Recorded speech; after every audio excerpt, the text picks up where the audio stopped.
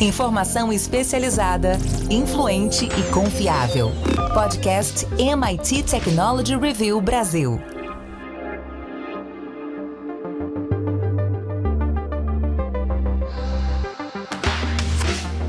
Olá, eu sou André Miceli e esse é mais um podcast da MIT Technology Review Brasil. Hoje eu, Rafael Coimbra e Carlos Aros vamos falar sobre o fato da inteligência artificial ter virado assunto para a mesa de jantar. A gente vai entender o que significa isso, tanto para a sociedade, quanto discutir as implicações práticas para quem desenvolve a tecnologia. O quanto falar sobre IA à mesa do jantar muda a própria IA. Antes de começar essa conversa, eu quero dizer que esse podcast é um oferecimento do SaaS, líder em Analytics, e também te convidar para entrar para a nossa comunidade lá em www.mittechreview.com.br/cine. Rafa Coimbra, durante décadas, inteligência artificial e todas as suas ramificações, áreas de estudo e aplicações foram quase que abstrações. Cena de ficção científica, assunto mais restrito às pessoas que de alguma forma estavam ligadas à própria construção da IA e da tecnologia. Eram assuntos restritos a laboratórios e debates acadêmicos, vai. De repente, ela virou assunto de jantar em família, todo mundo discutindo as implicações para o mercado de trabalho, sobre se isso vai ou não vai perder o controle. Todas aquelas imagens que a ficção científica gravou no imaginário popular vêm sendo debatidas à luz dos avanços da própria IA. E isso aconteceu por causa de ferramentas como o ChatGPT, que acabaram tornando tudo mais palpável. A gente fala aqui de uma mudança cultural. E quando a gente fala sobre uma mudança cultural, quando uma tecnologia vira tema de uma conversa informal, é sinal de que ela claramente deixou de ser ficção e passou a ser uma preocupação, um plano presente, no mínimo uma curiosidade popular. E a questão para começar essa conversa, Rafa, é o que isso muda? Muda, André, na questão mais pragmática, né, quem está usando e quem não está usando algum tipo de inteligência artificial, e muda na questão estratégica, porque agora a gente está num outro momento dessa discussão. Quando a gente pegou aquele momento GPT, que foi um susto para muita gente, era algo considerado novo. Diga-se de passagem, não era novo, mas pegou, né, muita gente de surpresa. O fato de você conseguir conversar com uma máquina, ela simular linguagem, aquilo lhe chamou a atenção e as pessoas, aos poucos, foram transformando aquele assombro no cotidiano. Hoje é muito fácil você encontrar alguém que falar, perguntei para o GPT, traduzir com o GPT, pedir aqui uma sugestão disso ou daquilo, e já virou algo que está ali, já que a gente está falando de conversa, na conversa do dia a dia de muitas pessoas. E aí, quando essa coisa mágica se transforma numa realidade para algumas pessoas, a gente começa a discutir num outro patamar. Então, vieram, né, no fim do ano passado e no início do ano, e agora teve ali um outro momento parecido com esse, que foi o lançamento do Manus, que é uma startup chinesa que traz os agentes de IA e mostra ali alguns vídeos em que as tarefas começam a ser automatizadas. O discurso já muda. Você fala assim, opa, peraí, não é só um chat, não é só uma questão de pergunta e resposta. Já existem empresas trabalhando com sistemas que conseguem dar autonomias para a máquina, fazendo com que a gente mude de patamar. E agora começa a ganhar mais força ainda um outro tipo de discurso, que é o da inteligência artificial geral. Aí você pode perguntar, o que é inteligência artificial geral? É algo muito nebuloso, é algo ainda sem uma definição concreta, mas a gente pode dizer aqui de uma maneira geral que seria o momento em que as máquinas fizessem o que a gente faz igual ou melhor, tá? Aí também você pode me perguntar, mas igual a quem? Que tipo de tarefa? É essa precisão no conceito que ainda não existe, mas de uma maneira geral, é para esse mundo que quem está na discussão mais avançada da inteligência artificial está sentando agora para discutir. Então, nós, né, pessoas comuns que estamos aqui usando a inteligência artificial, estamos num nível de debate. Os líderes, os CEOs das Big Techs ou pessoas que acompanham esse mercado mais de perto, já estão pensando nesse próximo passo, porque, obviamente, se você chega no momento em que a IA ela consegue fazer o que a gente faz de uma forma muito eficaz, isso impacta, aí sim, vem todo aquele medo que tinha ali no momento do GPT, de poder ter uma demissões em massa, poder realmente o ser humano começar a ser substituído como trabalhador ou com outras funções, esse medo ele começa a aparecer, porque há quem diga que a gente ainda está longe de atingir esse ponto, e há quem diga que a gente está muito perto, porque a evolução dessas IAs combinadas fazem com que a gente esteja ali a um passo da AGI. E se a gente chegar lá, a gente tem que pensar em estratégias, sejam estratégias pessoais, empresariais e, no caso aqui, o mais importante, estratégias governamentais. Porque há quem diga que quando a gente atingir esse momento, a coisa muda, né? O jogo geopolítico ele se reconfigura. A gente tem, de um lado, os Estados Unidos, a gente tem do outro lado a China avançando muito. Eu acabei de citar uma empresa que chamou a atenção há anos, há pouco tempo também a gente teve o DeepSeek. Esse jogo ele ganha escala, não só em termos de atores, mas de potencial.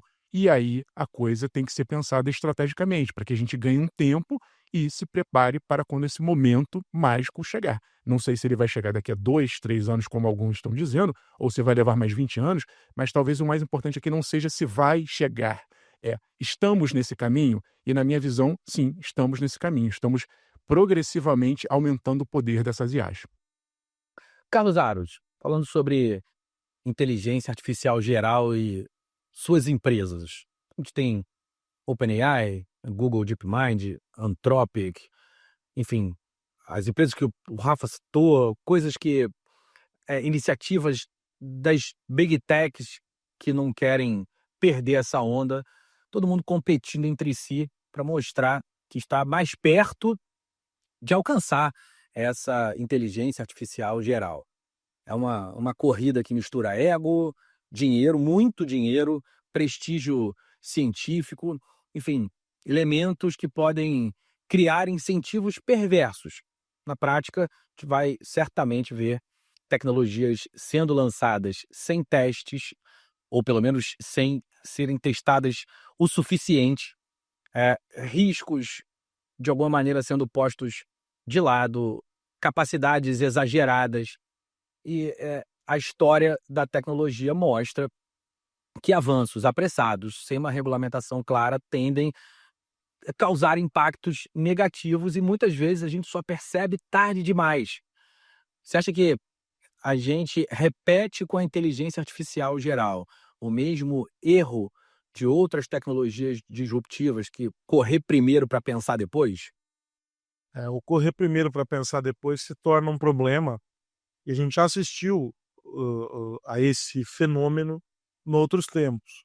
Eu acho que o grande diferencial aqui, André, está na capilaridade que a inteligência artificial tem, né? Nós estamos falando de um recurso, de uma ferramenta, de uma tecnologia que tem inserção em praticamente todas as instâncias do ambiente de negócios, está inserida em setores de A a Z, em maior ou menor grau de envolvimento, justamente porque depende ainda de uma compreensão maior da população para que esse nível de adoção seja maior. Por enquanto ainda há receios, ainda há muito desconhecimento e, em grande parte, altos custos para a operação da maneira como alguns setores demandam hoje. Então, nessa jornada, e quando a gente pega alguns segmentos, ainda há uma jornada de digitalização. Essa jornada, em algum momento, vai alcançar a inteligência artificial e os custos desse investimento vão fazer sentido para o empresário. Mas, de alguma maneira, ainda hoje, não. O ponto é que existe uma popularização do assunto, as pessoas falam mais, e à medida em que as pessoas falam mais, elas também falam, por consequência, mais bobagens. E esse mal entendido, essa compreensão equivocada sobre o que gera dois fenômenos. Gera, primeiro, a criação desse pânico e desse medo, de alguma maneira, muito maiores do que deveriam ou poderiam ser, e gera também uma incerteza sobre o que é verdade e o que não é. Há muita desinformação também, colocando a responsabilidade sobre a máquina, quando na verdade eh, ela depende de alguém que vá operá-la, que vá dar a condução e os passos para que as coisas aconteçam.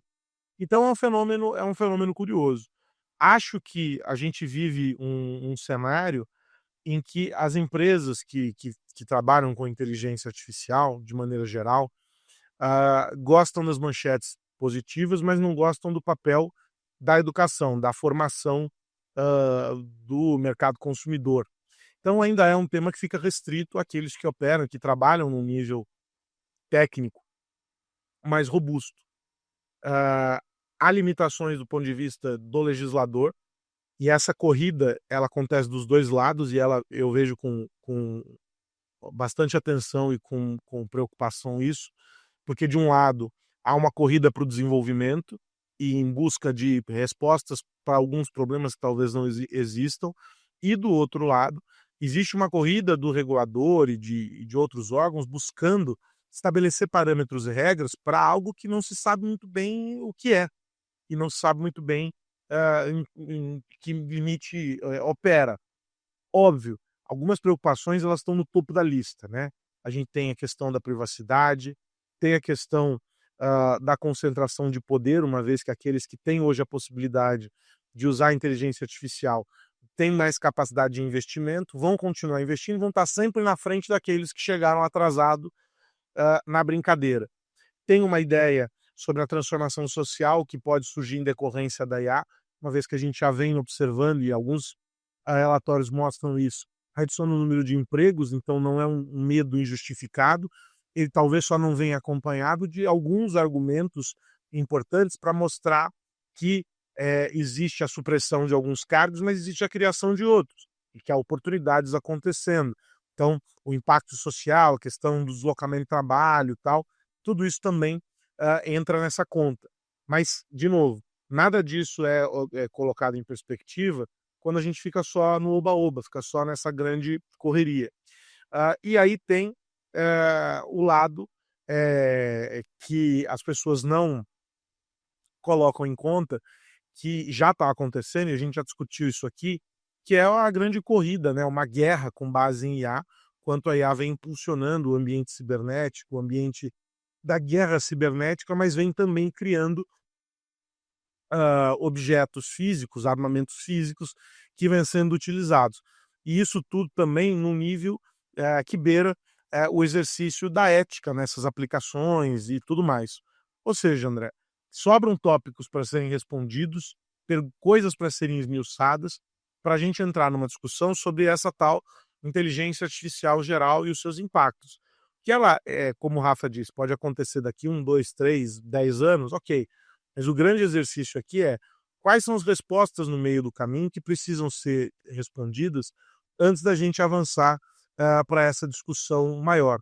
Me parece que aqui a gente, de alguma maneira, nessa ansiedade de buscar aquilo que ninguém nunca fez, está colocando, de alguma forma, o carro na frente dos bois. Rafa, colocar o carro à frente dos bois leva a uma ansiedade. Boa parte dessa ansiedade coletiva em torno da inteligência artificial vem da forma como ela tem sido comunicada. Alguns laboratórios usam uma linguagem que é, de certa forma, ambígua, que mistura um rigor técnico com termos que parecem ter vindos da ficção científica, uma preocupação em fazer com que esse assunto da inteligência artificial seja mais acessível e, de alguma forma, a academia tem ido buscar na ficção científica ou na literatura que se tornou mais popular ao longo do tempo, alguns termos ou algumas formas de explicar o que está acontecendo. E isso gera uma confusão de cara entre os pesquisadores e, logo na sequência, na sociedade inteira. Afinal, se os próprios cientistas, pesquisadores e até mesmo os executivos usam termos como, por exemplo, inteligência artificial geral, que é o que a gente tem discutido agora nessa nossa conversa aqui mais intensamente, sem um consenso. Se se isso acontece entre especialistas, não tem como imaginar o público entendendo os limites reais da tecnologia e o que diferencia uma tecnologia da outra. De quem é, Rafa, a responsabilidade de comunicar esses avanços da inteligência artificial? É dos laboratórios, é da academia, da imprensa, da comunidade científica, é do mercado? Dá para atribuir essa responsabilidade a alguém? E se não der, como que a gente vai fazer essa história funcionar? Tem um ponto importante, André, no que você está falando. Eu acho que primeiro que a responsabilidade é de todo mundo, mas ela varia, obviamente, em graus. Então, a gente aqui, como veículo de comunicação, né, que tem esse caráter mais científico, acadêmico, jornalístico sério, a gente também tem essa função que a gente está tentando ajudar aqui a esclarecer alguns pontos.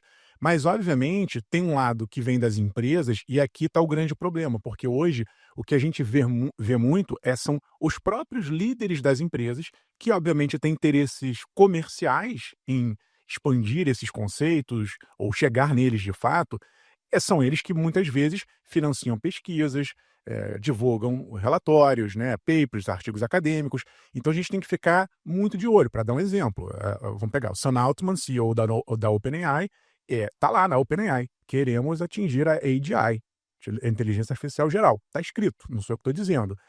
A gente pega agora, vamos pegar uma palestra, mais uma do Jensen Huang, o CEO da NVIDIA, falando de robótica, a inserção, né, a combinação desse mundo tridimensional a partir de algoritmos de IA criados para esse mundo tridimensional. Então ele já está trazendo um conceito de inteligência artificial espacial. Mais uma vez, é uma empresa líder de chips de IA hoje, do mundo 2D, querendo transformar isso tudo para o mundo 3D. E aí tem outros termos também que começam a surgir por meio desses CEOs. Antes da AGI, eles trabalham com superinteligência, que seria algo muito, muito, muito mais poderoso, mas também não seria tão generalista. Mas, de uma maneira geral, essas superinteligências combinadas trariam esse potencial disruptivo, sobretudo em mercados de trabalho. Então, é importante, voltando agora para a academia, André, que a gente tenha mais, e a gente acompanha aqui, a gente acompanha a MIT, a gente acompanha as instituições sérias, e tem, de vez em quando, artigos que tentam até mensurar, né? Peraí, vale ou não vale? Tá realmente nesse potencial ou não tá? Mas eu ainda acho que falta muito mais artigos acadêmicos, pesquisas sérias, independentes, e eventualmente eu não descarto nem que haja uma participação com universidades públicas, governos, né? Governos têm que se preparar para esse mundo. É verdadeiro ou não, como o Aros está levantando a bola aqui? Bom, se a gente acredita que isso vai acontecer, a estratégia de um país, pelo menos na parte de tecnologia, ela vai mudar. Ah, não, isso aqui vai demorar. Eu posso tirar o pé do acelerador aqui e investir em outras tecnologias que vão trazer retornos melhores para um país. E falando em retorno, algo que é muito interessante e que é acho pouco discutido, é o custo efetivo de se chegar a algo como uma inteligência artificial geral. Então, por exemplo, vamos pegar um exemplo concreto. O GPT hoje está na sua versão 4.5 e o próprio CEO da OpenAI, ele admite que o custo para entregar resultados melhores é muito alto. Então, em algum momento, o que eu estou querendo dizer é o seguinte: a gente pode ter, daqui a um cenário de curto prazo, tecnologia capaz de realmente entregar muito, muito, muito, muito mais potencial do que agora. Aí vem a pergunta na sequência: quanto isso vai custar? Se a gente tiver que mobilizar o mundo em termos de computação para entregar um resultado como um humano, né, alguém vai fazer essa conta. Peraí, mas com um humano eu gasto X dólares. Com uma máquina eu vou precisar de muitos milhões de dólares para entregar o que um ser humano faz completamente. Então, na hora, no frigir dos ovos, algum empresário vai fazer a conta e vai falar: não faz o menor sentido. E aí a discussão não vai ser mais grau de potência tecnológica, vai ser como reduzir custos. Aí talvez venha uma mentalidade tipo DeepSeek. Vamos otimizar esse troço para fazer sentido. Então, mesmo que a gente chegue, resumindo e finalizando, mesmo que a gente chegue num super grau tecnológico, alguém, no fim das contas, fará conta. E essa conta é que vai determinar o ritmo da evolução. E isso tem que ser mapeado e calculado desde já nesse processo rumo à AGI. Carlos Aros, nesse processo rumo à AGI, ainda existe um abismo entre a inteligência artificial geral idealizada, aquela que resolveria os problemas complexos, que traria progresso para a humanidade, que de fato vai mexer o ponteiro dos nossos indicadores de desempenho sociais, e a inteligência artificial geral, que talvez surja moldada por interesses comerciais, falhas técnicas, vieses de dados, nessa estrutura mais pragmática, vamos dizer assim, a que eu me referi no início da nossa conversa. Se a gente não estiver atento, a gente pode acabar com um sistema inteligente que replica a desigualdade, aumenta a vigilância e prioriza lucro de grandes empresas. Mais do que perguntar se a inteligência artificial geral será possível, talvez a gente deveria estar se perguntando que tipo de inteligência artificial a gente quer de verdade. A inteligência artificial deve ser geral, deve ser tratada como uma conquista inevitável da tecnologia, ou dado o grau de influência que ela pode ter na sociedade, ela deveria ser encarada como um projeto social que precisa ser moldado por valores humanos. Acho que no mundo ideal, é a segunda opção, né, André?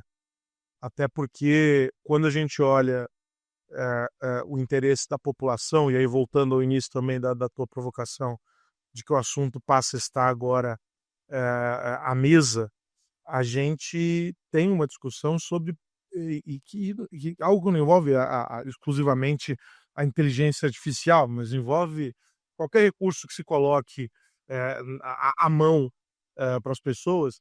A grande discussão é a seguinte: beleza, para que serve? O que eu faço com isso? Em que isso melhora a minha vida? E por aí vai. Então, no fim do dia, ainda que as pessoas não saibam necessariamente o contexto técnico, os meandros técnicos da discussão sobre a IA, elas esperam a respostas e recursos que se apliquem a questões objetivas do dia a dia. Pode até ser que não sejam respostas para perguntas que existam, né? Soluções para problemas que existam, que venham a ser apresentados ali, e ótimo, também acontece, é do jogo. Mas precisa ter algum envolvimento prático.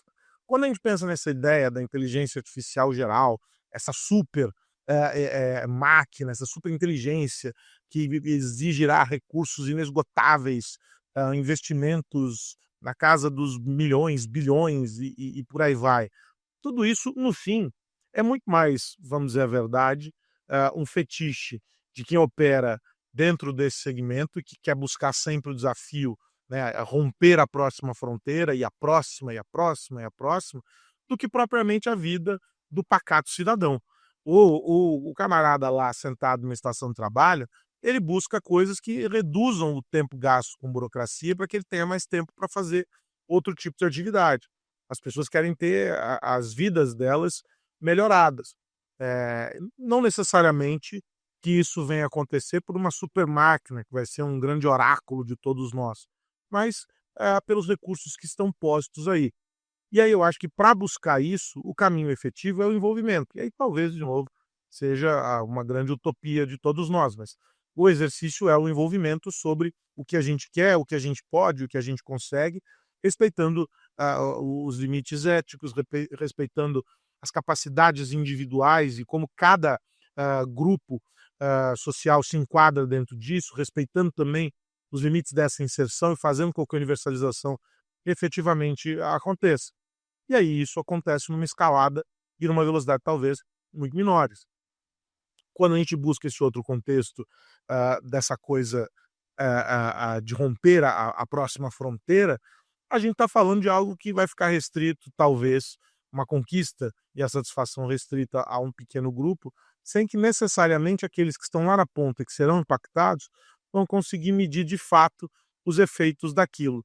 Acho que se a gente for perguntar para a maior parte das pessoas, os algoritmos que estão aí postos, os recursos que estão colocados, eles já atendem muito bem à realidade que se tem hoje. O futuro, ninguém é capaz de dizer como será e, portanto, essas pessoas não podem fazer essas escolhas. Então fica muito mais na mão daqueles que fazem esse exercício da futurologia e do querer sempre mais e o diferente e o novo, e por aí vai. Bom, é isso. Tá na hora de virar a chave. Nossa pergunta tradicional, Rafa Coimbra, no que você vai ficar de olho essa semana?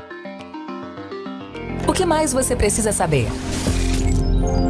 Tô de olho, André, nos números do X, né? O antigo Twitter. A Bloomberg veio com uma informação interessante que eles teriam levantado uma rodada aí de investimento, uma rodada de investimentos, US$ 1 bilhão, e isso teria colocado o X novamente num valor de mercado de US$ 44 bilhões, que é o mesmo valor que o Musk pagou em 2022 para comprar o Twitter e transformar em X.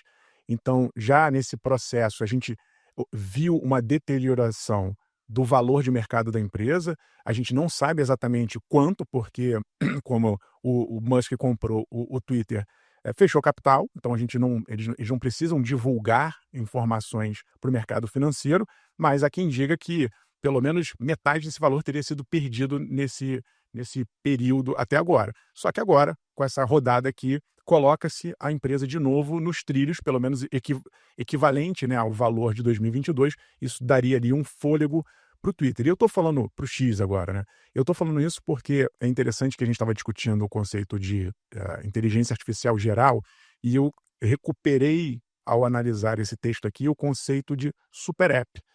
Também é outro termo que a gente ouviu falar muito nos últimos anos. Em algum momento vai ter um super aplicativo que vai conseguir congregar outros aplicativos e se transformar numa super plataforma. E eu estou dizendo isso porque era justamente o projeto original do Musk quando ele disse que compraria o Twitter. Ele falou, olha, não à toa ele mudou o nome para X, que dá essa característica também de expansão de várias funções, e ele queria transformar o Twitter num grande super app. E até agora isso não aconteceu.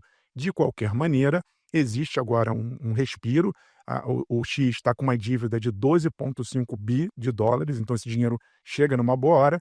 Precisa equilibrar as contas, precisa trazer os anunciantes de volta para que volte a prosperar enquanto plataforma de comunicação, para, na sequência, pensar em virar super app. Então a gente fica com a AGI de um lado, na expectativa, e super app do outro. Vamos ver quem chega primeiro.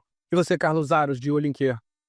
Eu estou de olho nessa cruzada, André Miceli, da União Europeia contra as Big Techs. Já não é recente essa movimentação em que os órgãos reguladores lá começam a observar as ações das Big Techs e trabalham com o objetivo de mostrar onde estão os excessos à luz daquilo que está colocado como regra, como norma lá. E aí, dessa vez, o caso que surge é um relatório ainda em caráter preliminar, mas já com bastante insumo, que diz o seguinte, que o Google violou as regras de concorrência lá na Europa e que, a partir disso, multas podem ser aplicadas contra a empresa. A Apple também é citada, e no relatório a Comissão Europeia diz o seguinte, que os iPhones precisam ser ou deverão ser o mais rápido possível compatíveis com dispositivos produzidos pelas concorrentes e que isso ofereça, no caso de periféricos, né, acessórios e tal, mais opções aos consumidores. A Google tem ali, óbvio, como ponto nevrálgico desse relatório, o buscador. E, de novo, também não é algo inédito. Por quê? Porque o buscador coloca os serviços do grupo com mais destaque em relação a produtos e serviços de concorrentes. Eles acabam aparecendo em espaços privilegiados e aquela coisa toda. Essa não é uma discussão nova. O que chama atenção é que a União Europeia vem dando sequência a uma série de ações. O grupo lá, o escritório antitrust, vem trabalhando com uma série de ações e investigações. Algumas se arrastam já há bastante tempo, aquele processo de responde, multa, vai, volta e etc. O Google já pagou aí pelo menos 8 bilhões de euros para a União Europeia nos últimos anos. São vários acordos de violações antitrust, e aí, agora, com algumas das mudanças que foram feitas e o avanço desse movimento da União Europeia, o próximo passo seriam multas equivalentes aí a 10% das vendas anuais globais da empresa. Isso se o Google for considerado culpado nesses relatórios. A Apple pode acabar, óbvio, seguindo o mesmo caminho, assim como outras empresas. A Microsoft lá atrás também já foi alvo, e etc, etc, e etc. Agora a União Europeia continua nessa cruzada, determinada a mostrar para as Big Techs, André Miceli, que elas não estão acima da lei. É interessante, porque não é o mesmo que se vê em outros lugares. É isso, meus amigos. Tá na hora de ir, mas antes de me despedir, quero lembrar que esse podcast é um oferecimento do SaaS. Rafael Coimbra, grande abraço. Abraço, André, Aros e a todos que nos ouvem. Se você ainda não conhece o nosso ecossistema, dá uma conferida nas nossas redes sociais. A gente está em todas as redes sociais. Se você curtiu esse tema de inteligência artificial geral misturado com robótica, tem um vídeo recente que a gente publicou lá explicando um pouco mais sobre esse passo a passo. Vocês estão convidadíssimos a fazer parte da nossa comunidade. Até semana que vem. Carlos Aros, até a semana que vem. Um grande abraço para você, André Miceli, para o Rafa Coimbra e para você que nos acompanha. Até a semana que vem. É isso. Semana que vem a gente se encontra por aqui e segue falando sobre tecnologia, negócios e sociedade. Um grande abraço para você que nos ouve. Tchau, tchau. Você ouviu o podcast MIT Technology Review Brasil, apresentado por Tech Institute.